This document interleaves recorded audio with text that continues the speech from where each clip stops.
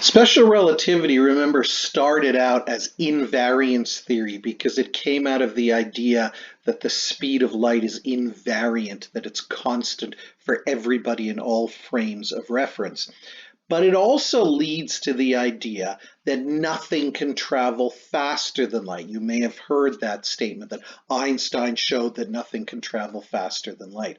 Well, now we can understand why this is if we understand the ideas of length contraction and time dilation. And in this short video, we'll first look at it qualitatively.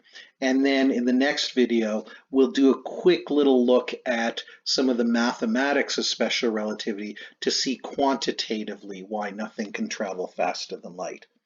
But qualitatively, remember that special relativity tells us that as you get closer and closer to the speed of light, your length gets shorter and shorter relative to people in a stationary frame of reference. Well, think about that. As you get closer and closer to light, to the speed of light, your length gets shorter and shorter. Your time gets slower and slower. What's going to happen at the speed of light? Well, as you're getting closer and closer to the speed of light, your length is getting shorter and shorter and shorter. At the speed of light, your length becomes zero. You have zero length. You still have, as weird as this is, you still have your width, you still have your height, but your length has been reduced to zero. You are now, in terms of space, you are now 2 dimensions only.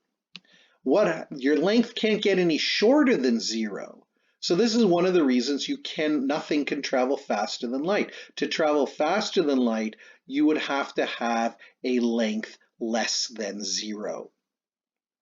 At least you'd have to be reduced to a length less than zero, and clearly that makes no sense. Negative length makes no sense. What about time? Again, as you get closer and closer to the speed of light, time gets slower and slower and slower. At the speed of light, time stretches out to infinity.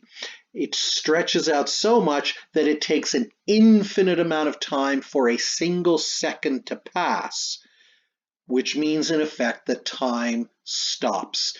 1 second will never pass. Time stops. It becomes stationary. To go faster than the speed of light, time would actually have to go slower than stopped. And again, that makes no sense. And so these are 2 reasons why nothing can travel faster than the speed of light, because speeding up and then going past the speed of light, your length would have to be less than zero and your time would have to be slower than stopped.